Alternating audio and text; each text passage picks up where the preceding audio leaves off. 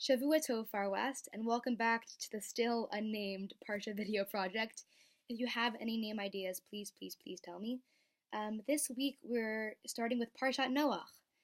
If you remember, last week when we left off at the end of Breshit, the Torah was giving a genealogy, which it does a lot. In this case, it was basically naming all the people on the world, starting with Adam and Chava, Adam and Eve, and giving their kids and their kids and their kids.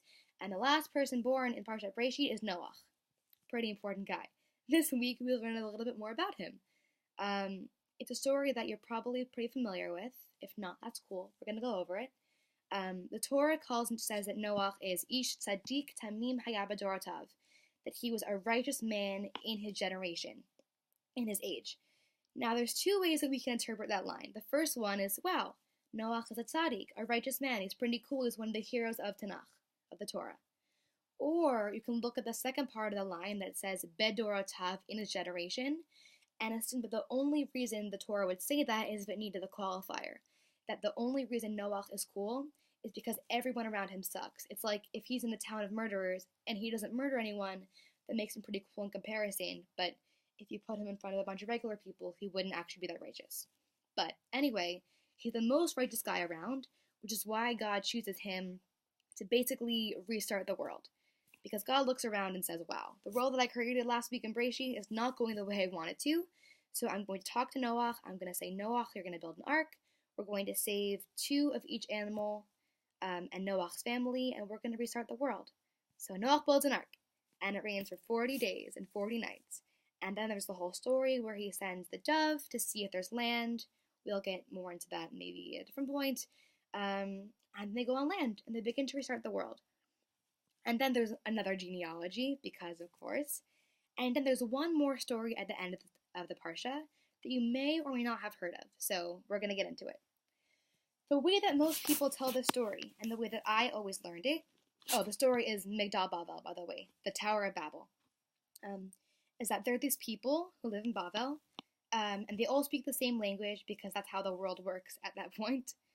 And they're like, we are going to build a tower either taller than God or to reach the heavens or to get to the top and fight God.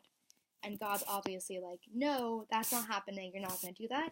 And then God scatters them around the world and gives them and changes their languages so that nobody can understand each other anymore.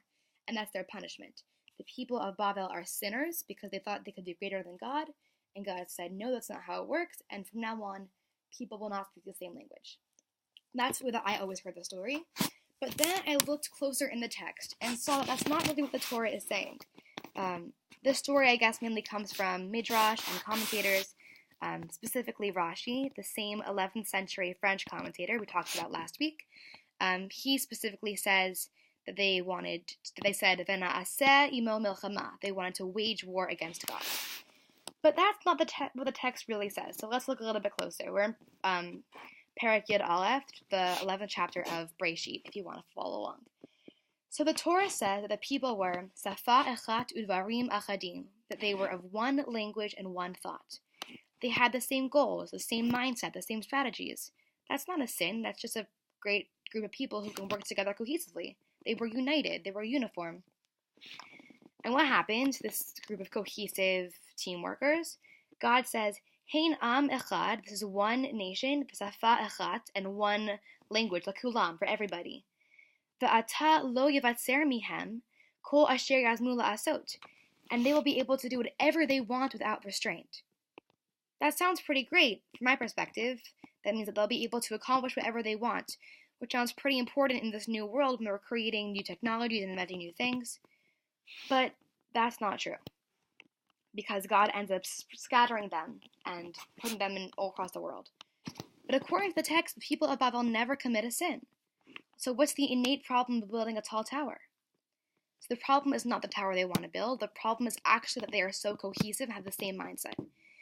The people of Babel in that society had turned into one amorphous, homogeneous, group-thinking body that completely lacked diversity in opinion and growth. If everybody has the same opinion, how can progress be made? So there's that issue that if everyone thinks the same things, then you can't ever move forward in a society. Uniformity and unity can be really productive because everyone can work together and push the same idea forward, but it can also be very dangerous because a million people can all be wrong, right? If people in Babel decided the best way to cure a disease was to chop off people's heads, then there would be nothing to help them consider other options because everyone would agree with this. God realized that God wanted a world with struggle and growth and debate, not bland or dangerous congruity.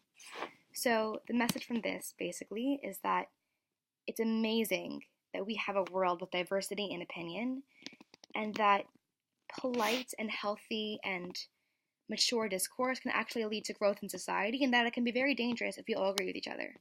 So in this next week, try to remember that and value other opinions and see how they can push you to stretch your own and create some growth in this world. Shavua Tov, we'll see you next week.